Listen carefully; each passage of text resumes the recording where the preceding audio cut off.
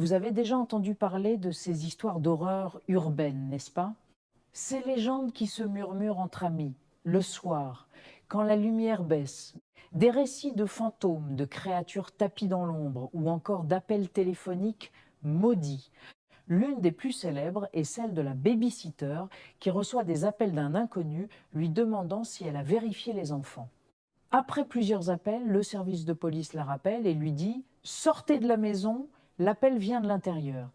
Un classique qui a donné des frissons à des générations entières. Mais d'où viennent ces histoires? Sont-elles de pures inventions ou cachent-elles une part de vérité? Aujourd'hui, nous allons plonger dans les origines de ces légendes urbaines modernes, ces mythes qui se propagent à la vitesse de l'éclair grâce à Internet. Prenons par exemple le phénomène des creepypastas. Ce mot, une contraction de creepy et copypasta qui signifie copier-coller en argot Internet, désigne des histoires d'horreur partagées en ligne. Vous connaissez sûrement le Slender Man, cette grande silhouette sans visage qui hante les forêts et kidnappe les enfants. Cette créature n'est pas sortie d'une ancienne mythologie. Non, elle a été créée en 2009 sur un forum en ligne pour un concours de photos truqué.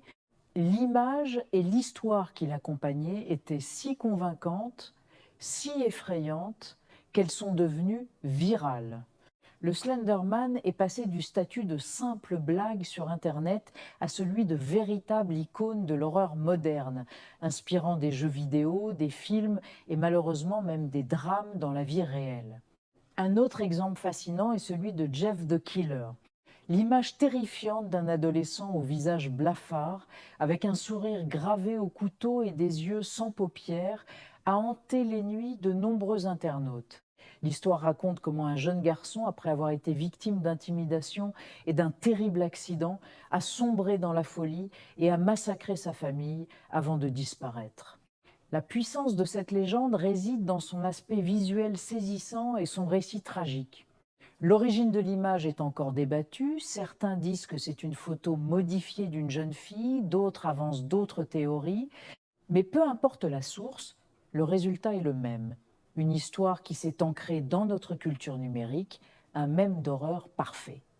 Ces récits fonctionnent parce qu'ils exploitent des peurs universelles. La peur de l'inconnu, la peur de ce qui se cache dans le noir, la peur que la normalité bascule soudainement dans l'horreur. Mais le plus troublant, c'est quand ces légendes numériques semblent traverser l'écran pour s'immiscer dans notre réalité.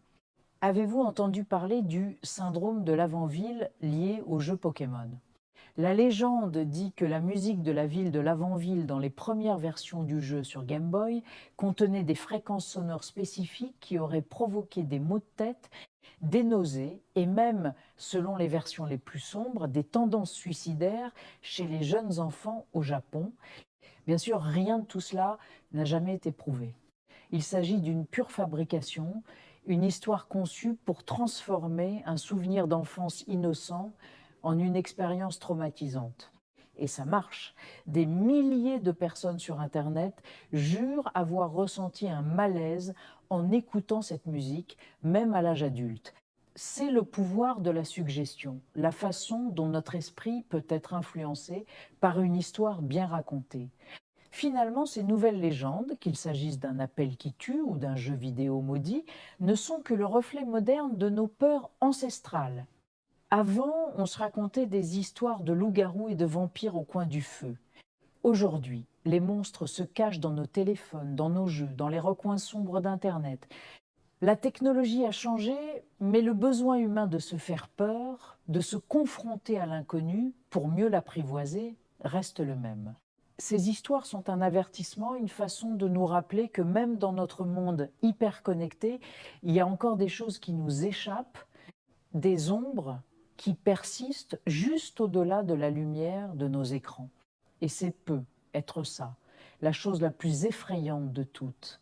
Quelle légende urbaine moderne vous a le plus marqué? Dites-le moi dans les commentaires. Merci d'avoir regardé. Et si vous aimez explorer les mystères du monde moderne, n'oubliez pas de vous abonner. À bientôt.